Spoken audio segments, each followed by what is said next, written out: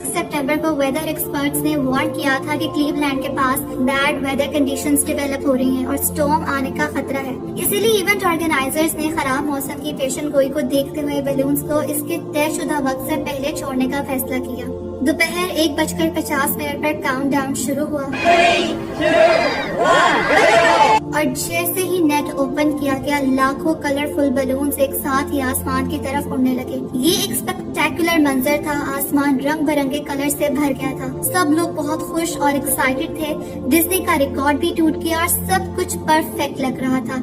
लेकिन रिलीज के कुछ मिनट बाद ही मौसम ने अपना रुख बदल दिया।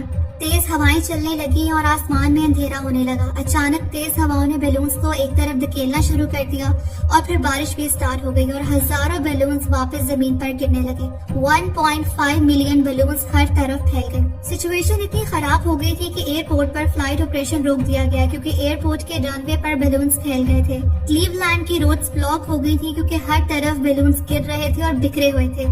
सड़कों पर गिरते हुए लाखों गुब्बारों ने ड्राइवर्स को डिस्ट्रैक्ट किया, जिसकी वजह से कई एक्सीडेंट्स भी रिपोर्ट हुए। इसी दिन ही एक और ऐसा इंसिडेंट भी हुआ जिसकी वजह से ये इवेंट डिजास्टर बन गया। इसी दिन 2 मछुआरे लेक एरी के पास फिशिंग करते हुए तूफान की वजह से लापता हो गए थे। कोस्ट गार्ड और रेस्क्यू टीम्स को इत्तला मिली तो उन्होंने लेक एरी में सर्च ऑपरेशन शुरू किया। अनफॉर्चुनेटली ये लाखों बैलून्स बारिश और तेज हवाओं की वजह से लेक एरी में भी गिर गए थे और पूरी लेक में हर तरफ कलरफुल बैलून्स ही नजर आ रहे थे, जिसकी वजह से कोस्ट गार्ड को फिशरमैन या उनकी बोट देखने में मुश्किल हो रही थी और कई घंटों तक तलाश करने के बाद भी कोई साइन ना मिला। हर तरफ सिर्फ बैलून ही बैलून नजर आ रहे थे तो सर्च ऑपरेशन रोक दिया गया और कुछ दिन बाद दोनों मछुआरों की लाशें कनाडा के कोस्ट के पास से मिली थी। ये बैलून फेस्ट क्लीवलैंड के इमेज रेपुटेशन को बेहतर करने के लिए ऑर्गेनाइज किया गया था, लेकिन इस इवेंट ने मजीद बदनामी में इजाफा कर दिया। बल्कि यूनाइटेड वे ऑफ क्लीवलैंड को काफी लॉ सूट्स को फेस करना पड़ा। दोनों मछुआरों की फैमिलीज ने इवेंट ऑर्गेनाइजर्स पर केस कर दिया।